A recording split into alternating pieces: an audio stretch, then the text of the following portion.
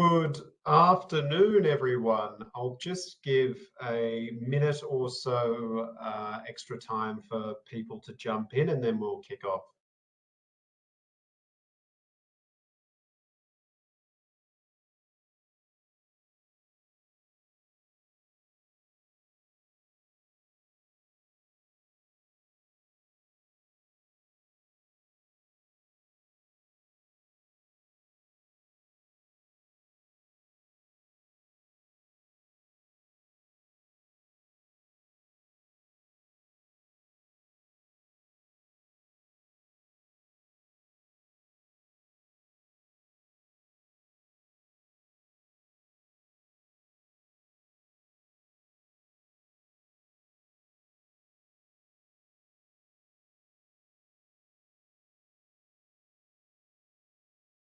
Okay, I can see the numbers of people joining are slowing down now, so we might kick off in the essence of time. So thanks everyone once again for joining us. A lot of you would have sat in on one of these webinars previously, so you'll be familiar with sort of how we're going to run through this latest Performing Arts Relaunch package. Just a quick reminder at the start to keep your microphones on mute, just to make it easier. And I'll start with an acknowledgement of country. So Create New South Wales acknowledges Aboriginal people across the state of New South Wales and their continued connections and practices to their lands, waters and culture. We pay respect to elders past, present and future and the role Aboriginal artists play in keeping their cultures alive. So just a bit of housekeeping, just a reminder for those who haven't joined one of these webinars before, the sessions are recorded and they're uploaded to the Create New South Wales YouTube page following the webinar. So we can share that link and feel free to share that link with anyone who couldn't join us today.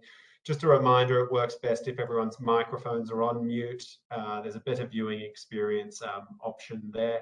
And importantly, as with all of these webinars, there's a Q&A session towards the end once we've gone through the details of the package. So if you have any questions throughout the webinar, please enter them into the chat function. And then at the end in the Q&A section, I will address those questions with the presenters and we'll get through as many as possible. If we don't get through all of the questions, rest assured, following the webinar, we'll go through the chat function and address each question in the FAQ, and we will upload an FAQ to the website as well. And there will also be a dedicated email address that we will provide. So if you have follow-up questions following the webinar, we'll give you that email address and we'll address those additional questions following this. Thank you, Ashley. So today, obviously, you're going to hear from myself. I'll be moderating the session. You'll hear predominantly from Sue Proctor, who will run you through the details of the package and address the questions at the end, and Michael Huxley, who can also field some of those questions. So, Sue, if you're online, what I'll do now is hand over to you and we can run through the package and then I'll jump back on for the Q&A section. Thanks, Simon, and hello, everyone.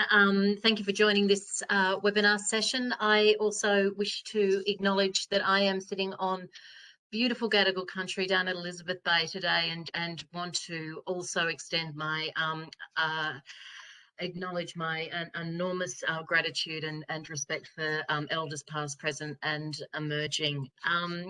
So what I thought I'd do today is, first of all, just do a little bit of an overview of the journey that we've gone on with the various Create New South Wales support packages since inception, just to give everyone a little bit of context of where we are now and where we're hoping the direction will go moving forward.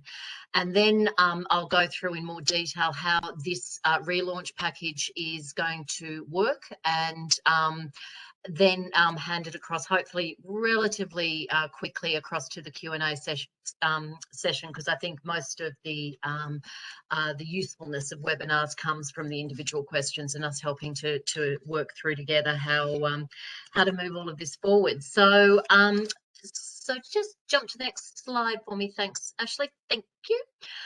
Okay, so just doing a little bit of a look at the various packages that we've been managing since COVID first commenced. We started with the $50 million not-for-profit arts sector rescue and restart package.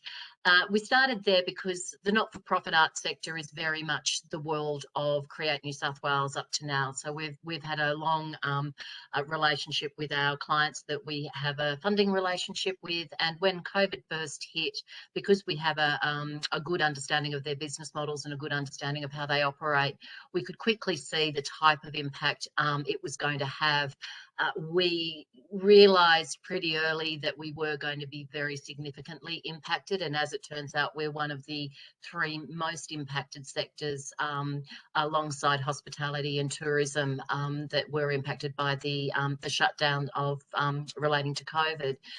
So what we initially realised was that there was probably quite a number of companies that were at very high risk of financial collapse because of the impact of the shutdown and the impact of COVID. So the first part of the rescue and restart package was to identify those financially vulnerable organisations and to give them an immediate cash injection to stabilise their operations. In the end, we distributed close to $18 million out of that package and supported 28 companies. So that proved to be successful, but we then had the balance of the package available to us to provide to all of our funded annual and multi-year clients a significant stimulus money. So we sent that money out in order for the sector to plan, employ artists, develop new work, and to assist regional New South Wales where possible. The impact of that stimulus payment was felt immediately, and what was demonstrated as we came out of lockdown, the need for a diverse and rich offering of cultural activity to tempt people back to city centres, regional centres in a COVID safe way. So it made an enormous impact on the way that Treasury and the government more broadly were looking at the way that culture was a critical piece in the puzzle on how we emerge from the shutdown of the pandemic. After that, we then identified that there was a series of music venues, live music venues that had in the for-profit space that had become very significantly impacted during that shutdown period. Destination New South Wales administered the program, but we worked very closely with them to develop an immediate cash injection support package for that particular part of the sector that hadn't received any significant financial support up until that point. Again, it was calculated on a very formulaic basis, and the money went out quickly and quickly stabilised those critical venues to keep the contemporary music scene live and performing. Then we breathed a sigh of relief and thought that we'd seen the worst of it, and obviously we hadn't. Then the Delta strain reared its head, and we very quickly announced the $75 million performing arts package. This one was a far more focused package rather than just the broad not-for-profit sector. We focused specifically on the performing arts sector because we then knew that it was that part of the sector that was going to be most substantially impacted. The impact on the visual arts was very important as well, but it was less of a financial impact and more of a inability to present work, which is a different problem that needed solving. But the performing arts, because of its heavy reliance on box office, was immediately targeted. In that package, we included the live music venues that we'd identified in the previous package, and we also expanded it to include the really big end of town, the commercial musicals, the Hamiltons, the Come From Away, and got that out and running as quickly as we could. That package, as you all know, was originally designed on the assumption that we were in for a short, sharp lockdown and then a quick bounce back to normality. Obviously that didn't happen, and so what I've been doing over the last month or couple of months is really pushing hard to get an extension to that package to give this sector the support it needs to confidently program work as we're coming out of the lockdown, and to give that final level of support as we kind of transition to learning to live with COVID in our community. Similar to the live music venues, we also have identified that the commercial big festivals and not-for-profit festivals haven't received as much support as some other areas of the sector, and so we've also introduced a festivals relaunch package. We did the webinar on that this morning. I think that's already hit our website for those who are interested on the focus of that particular program. Essentially what we're doing there is similar to the live music venue packages. We're looking at the company themselves, checking for financial distress, and we will be providing them a stabilisation funding to help them plan festivals in the future. The final piece that I'm working on at the moment is the Event Saver package. This package is going to be focused towards major events, so again festivals and exhibitions and the very kind of big end of town. It's going to be designed to give them confidence to go ahead and book those events, knowing that if they're shut down during as a result of public health order, that we will be providing support for them. It's hopefully going to be the precursor for an insurance scheme, which we're also beginning to work on, and hopefully the Event Saver will be able to demonstrate how an insurance scheme may be able to work in the longer term. So essentially that's where we are at the moment, with the combination of these major packages and a number of other smaller initiatives that have been announced over the last 12 months or so. We have been able to deliver close to $250 million to the arts sector since COVID began. So it is a small silver lining to what's been a pretty bleak period for all of us over the last year or two. Next page, Ashley. Okay, so as I said, we're now transitioning the COVID support package, which I'm assuming most of you who are on the line today have already been accessing and receiving funding from, and then we're transitioning it into a relaunch package. So what we're doing is we're kind of dividing the package into two. So we're calling the COVID support package to cover performances from the 26th of June to the 18th of September. So most of you will already be in the system and receiving payments in relation to that.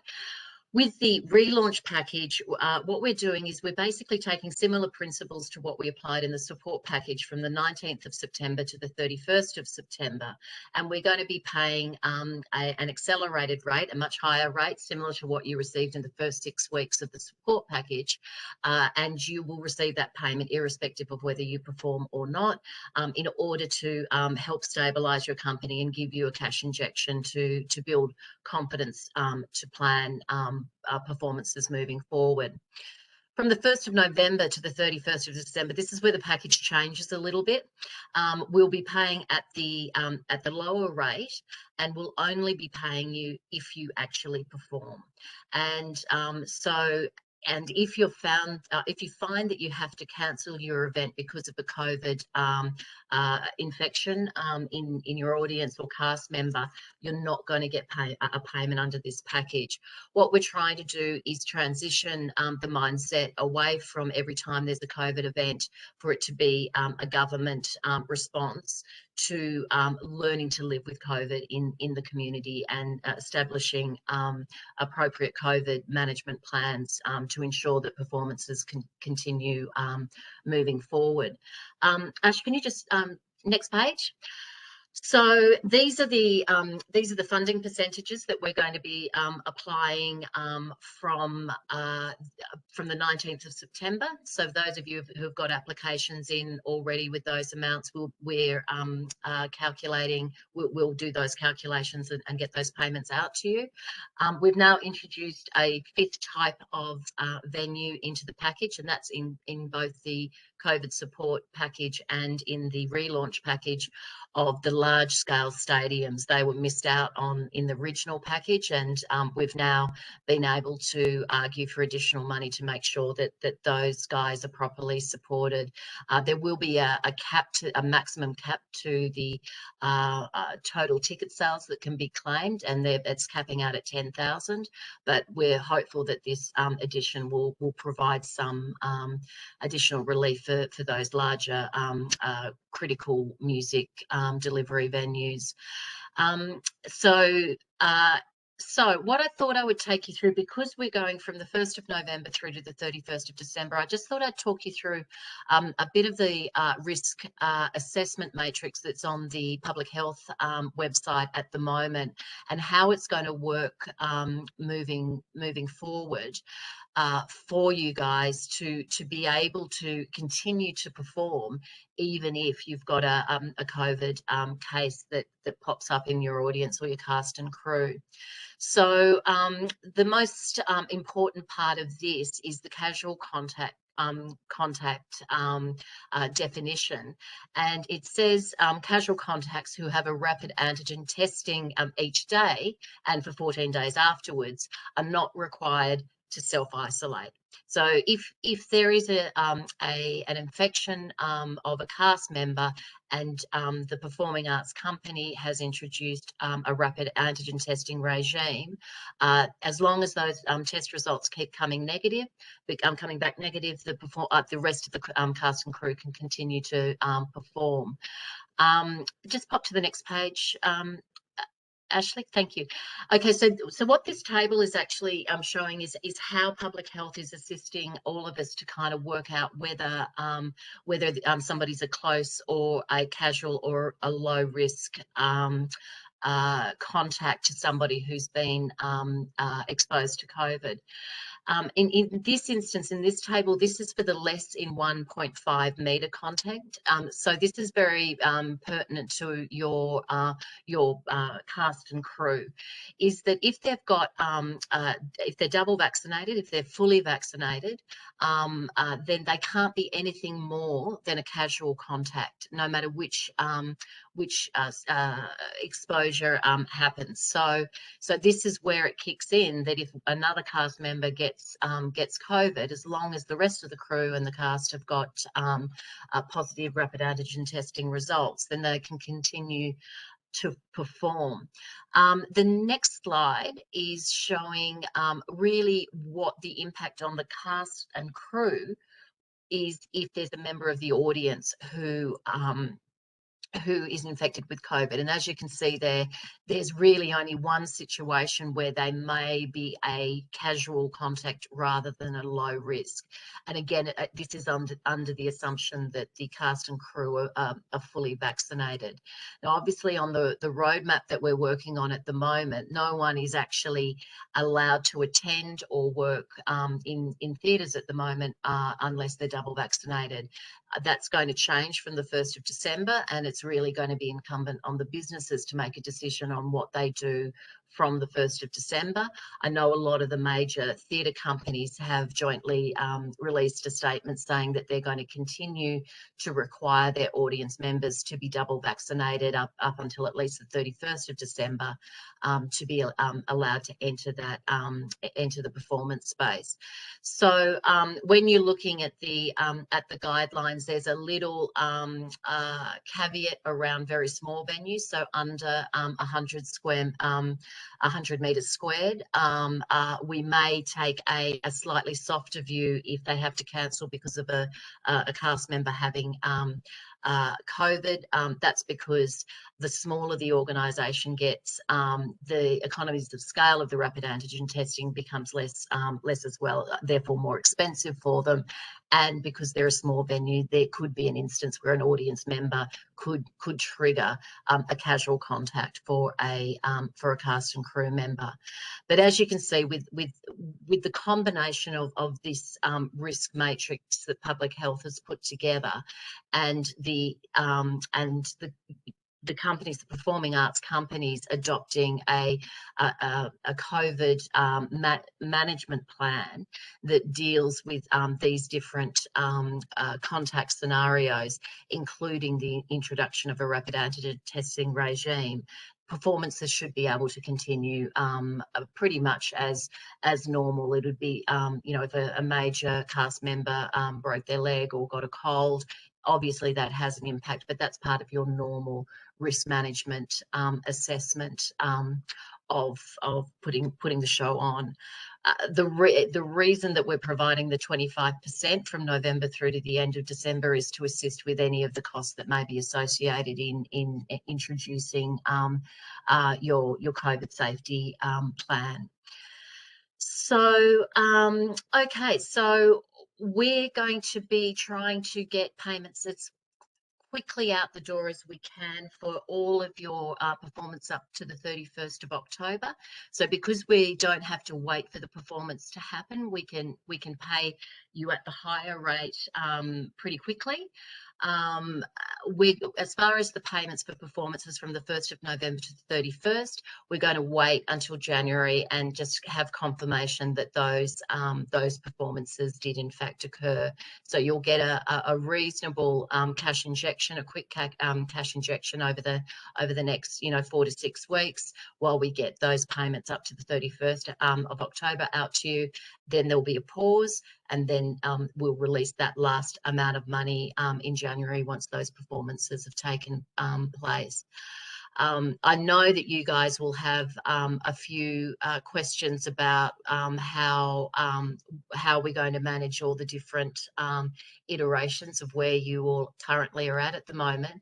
But in essence, and Michael Huxley's here to help me with the some of the finer points, which I'm sure you'll be wanting to understand. But essentially, a lot of you have already submitted all of your performances from now until the 31st of December. If you're comfortable with where the schedule's at and it's reflective of what your plans are, you don't need to do anything at this stage. Obviously, we'll be contacting you about the shows from the 1st of November to the 31st and confirming that they went ahead.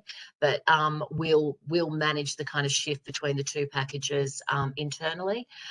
If you want to make some changes to put performances that you've already put in place, just give sector.support email, just send an email there, and the guys will reopen your application so that you can upload your revised schedule. And if you're doing brand new performances, it'll be easier if you just start a new application, and hopefully the application form hasn't been too tricky to fill out, that won't be too much of a problem for you guys. But I think, as I said, I've kind of structured this. I think that's the end of what I was going to just talk through. Yeah, to kind of just give you an overarching view. But I'm sure that you guys have got some questions that you're keen to get answers to. So fire away.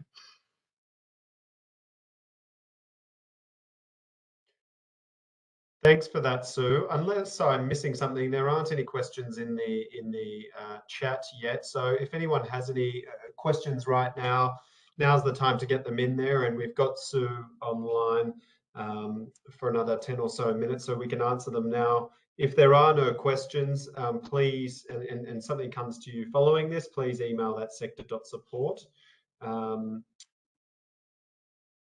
But I can't see any questions in there just now. That's okay. I can see. There you go. We've got one. We've got one through. I thought maybe I was having tech issues. So we've got one here. Can you give us an update on the status for club venues? Sure. So I can understand that this is a little bit of a contentious issue, or a little bit difficult to understand about why we're supporting some venues and why we're not supporting other venues. So as far as particularly live music venues, we're relying very heavily on what was supported during the live music support package process. There was a very extensive process that was undertaken at that point that involved industry experts to help us determine what were the venues that exist exclusively for the delivery of live music performance, or very substantially so. And that went through quite a robust assessment process then. During that time, and what has been reconfirmed is that in general, clubs and RSL clubs are not eligible under this package. The reason for that is that number one, this is primarily looking at supporting performing arts venues. Number two, we're focusing on economic impact, and there's a view that the RSL clubs and general clubs are a self-feeding kind of ecosystem. So normally with some of the live music venues, you'll go and have a meal somewhere first, or you'll go over and have a cup of coffee or whatever. Whereas the RSL clubs, everything's all within the one venue itself. So there is a clear decision that unless the RSL or the club has been already identified as one of these very specific live music venues, then they're not the general RSL clubs aren't eligible, unfortunately, under this package. Thanks, Sue. There's a few questions coming through now, so I'll whip through them. Are there any plans for support beyond 31 December? No, at this stage, where the next stages are is concentration on the development of the Event Saver package, which we're hoping to launch in the next week or two, which will be very focused on supporting significant and major events. So we're talking big festivals, big, agricultural shows, exhibitions, and those. But what that is hopefully going to be is a precursor to the insurance policy, which is what the sector needs to be able to plan confidently moving forward. So the view within government at the moment is, and particularly with the change of premier, is that we are unlikely to go into another lockdown again, and we have to learn to live with COVID in the environment. So that's why we're kind of focusing this second half of the package very much on helping the performing arts sector adopt a COVID safe plan and learn how to manage it internally. So I think the insurance scheme will give the support and the confidence for businesses to continue to perform moving forward. Thanks, Sue. And what about support for small to medium arts orgs who make the work?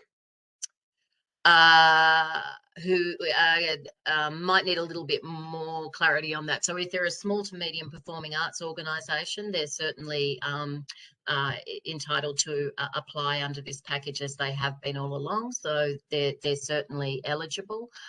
As far as small to medium organisations who aren't a performing arts organisation, like visual arts or a service organisation, that they aren't and have not been eligible to this package, because we know from a financial perspective, this is not at all reflective of the impact of not being able to exhibit, which is has had a terrible toll on that part of the sector.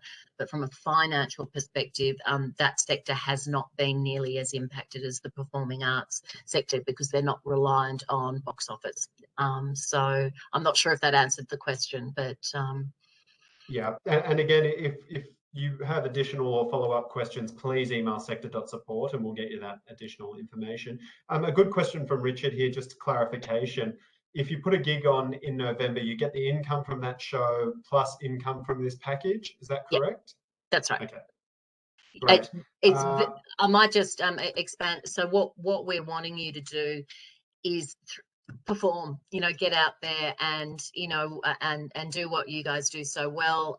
You know, if you've got access, if the public health orders are that you can have 100% capacity, you'll still get the 25% of total potential income on top of that. So it's so there's no connection between the public health order and the payment. Now we're just giving you the dates and we're giving you the amount so that you can do the calculations and understand exactly what you're going to receive.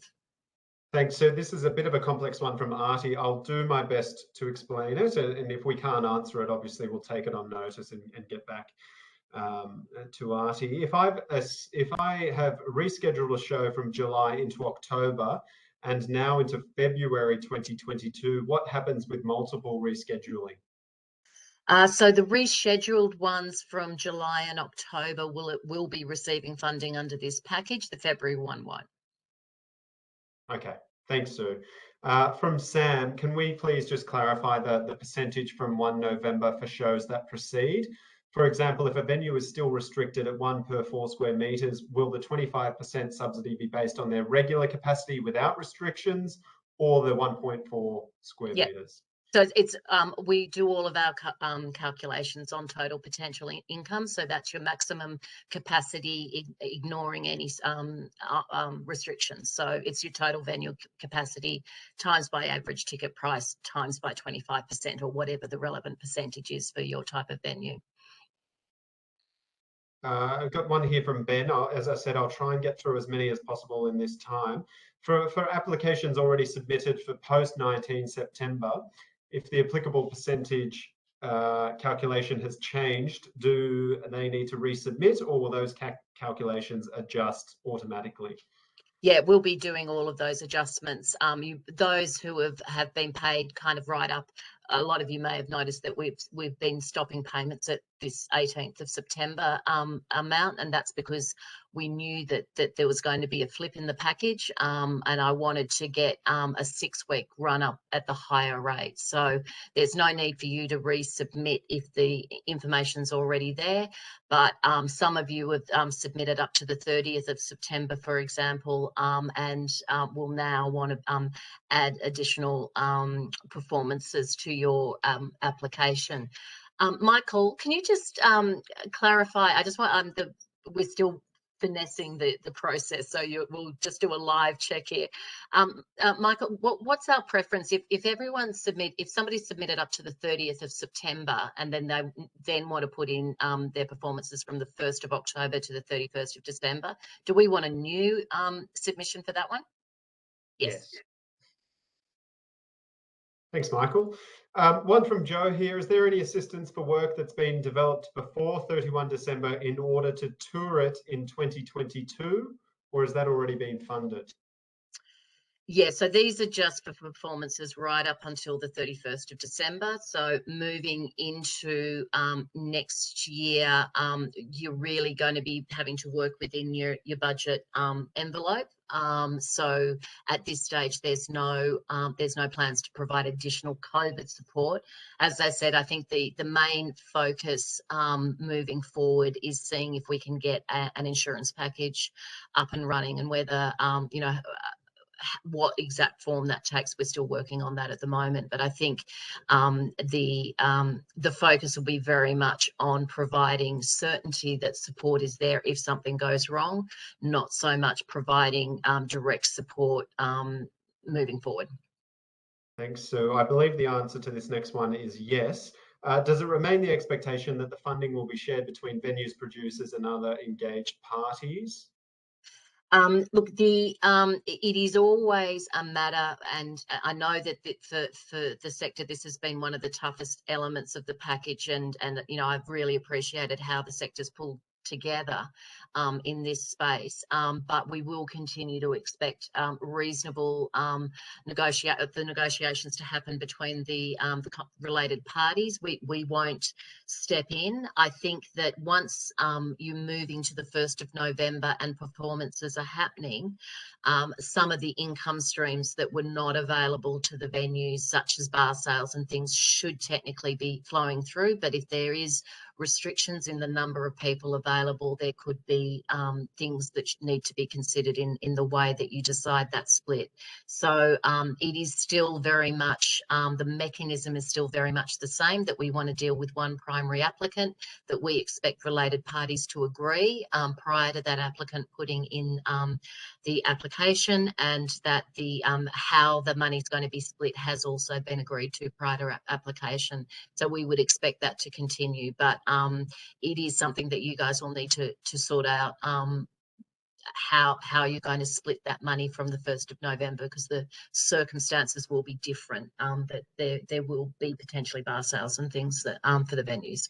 Yep, thank you, Sue. And Sam, just in relation to your question, and Sue, correct me if I'm wrong, the rapid antigen testing sort of guidelines that we highlighted there, that's for the general public, that's not just for theatres and venues. Yes, so that I might try and get in fact, I'll try and put the link to that matrix from public health into the chat line while I'm watch me multitask. But I can do that for you, Sue. Oh, thank you, Ashley.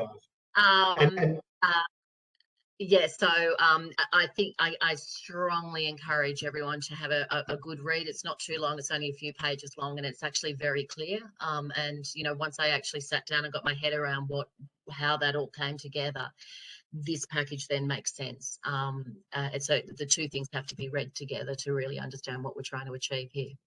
So, and just confirming that we are still processing payments from the original support package? Yep. Yeah, we're still working through them. I know there's been a little bit of a delay with some of the payments. Obviously, the related party cross-checking with Service New South Wales on what their business support package has been unexpectedly complex, and as slowing things down a little bit. If you've got cash flow problems, don't hesitate to contact us so that we can accelerate it. We're working as hard as we can to get those payments released. I know the team's been in contact with you know, most of you, talking you through it. So yeah, but everything that you've submitted, we've got, and we'll be continuing to work through those submissions. I'll try and summarise this one from you, Tom. I believe you're asking, will local and community dance schools through November and December be able to be included?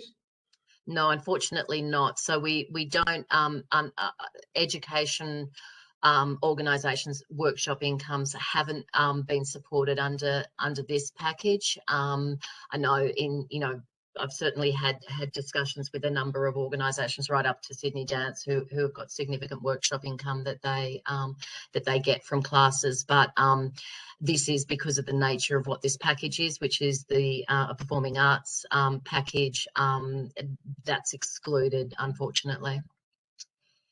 This is a good one here. So if an event post 1 November is postponed because of a forced capacity reduction, essentially makes the event commercially unviable, is that event eligible for funding after the rescheduled event is delivered?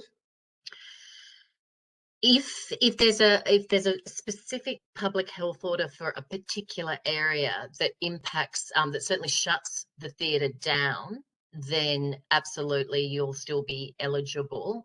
So what we think will happen is, if there is a need, the most that would happen is that a local government area might get shut down, and then we would continue to pay. So in the guidelines, we're talking about specific public health orders. If the restrictions reduce the capacity down, I mean, at the moment it's 75%, and you have access to 25% on top of that. That's 100%. If it went down to 50% plus the 25, that's 75%. We probably wouldn't be looking. But if there was a requirement to get it down to 25%, which I can't imagine is going to happen, if that happened, then we would look at it. Thanks, Sue. So is I guess, you know, if you've got any questions, sector.support before you put in an application, is that the advice? Yep. Okay, great. Dale's just asked around licensed clubs, back to licensed clubs. in the Type C venues, there are some clubs listed. So can you just talk us through why some of those clubs are included, like the Yeah. Yeah, so as I said, we're relying heavily on the assessment process that happened with the live music support package. So they were assessed at that stage and approved at that stage. So we're doing cross-checking with organisations that were supported under that package and also under Great Southern Nights to make sure that they've already been pre-identified. So we recognise that there is a little bit of what appears to be inconsistency there, but this is we're relying on those assessments that were done in quite considerable detail by Destination New South Wales a few months ago. Thanks, Sue. Do we anticipate that the previous regional touring indemnity scheme will be superseded by the insurance package? And I'm sure that one's come from either you, Andrew, or Chris. It's one of you two. I'm a big fan of it, and I'd like to see it incorporated into a general insurance package. I think that it does exactly what it needs to do for that particular group of touring organisations. But whether we end up having to have like a one size fits all, or whether we can have a couple of packages to deal with specific circumstances, that's yet to be determined. But yeah. This one might be for Michael, Sue. It might be for you. Would you prefer us to resubmit if we had already provided information for some of the events from 1 October onwards, including the events that we had yet to submit, or simply submit the events we have not yet submitted? Michael. I can repeat that if needed. No, thanks, Sam. If you have, there's kind of three scenarios. If nothing's changed, then that's fine. We'll just deal with it internally. If your schedule has actually changed, just let us know and we will send you effectively a form where you can amend your existing schedule but keep all of the application together, which more importantly will also keep it in its place in the queue of assessment. If they're new performances that we know nothing about, have never heard of, that are taking place most likely between November and December now, then do a new application. Thanks, Michael. I'm not sure if we have the answer to this one, Sue. We might take it on notice, but it's a question around modelling. And do we, what is our modelling telling us? RE expected ticket sales 2022 versus 2019? I think what we do have is evidence of a very quick rebound from the first shutdown. I think that people returned. It took a few weeks, but then there was a strong return to the theatres and strong demand for shows. The most important thing for those of you guys, and not many I think are on the line, that run subscription seasons, is there's a definite trend away from subscribing for a full year of performances, and a tendency towards buying single tickets, and also the purchase of those single tickets are much closer to the event of the actual performance. So it's been a bit of a white knuckle ride for those organisations who can't see and can't tell how many people are actually going to be turning up to the show, and then suddenly 2 days before the show there's a rush of buying tickets. So there's definitely a change of pattern. There wasn't the significant drop off that was I guess expected. So at this stage, and long answer to a short question, is that we're expecting ticket sales to return to reasonable levels.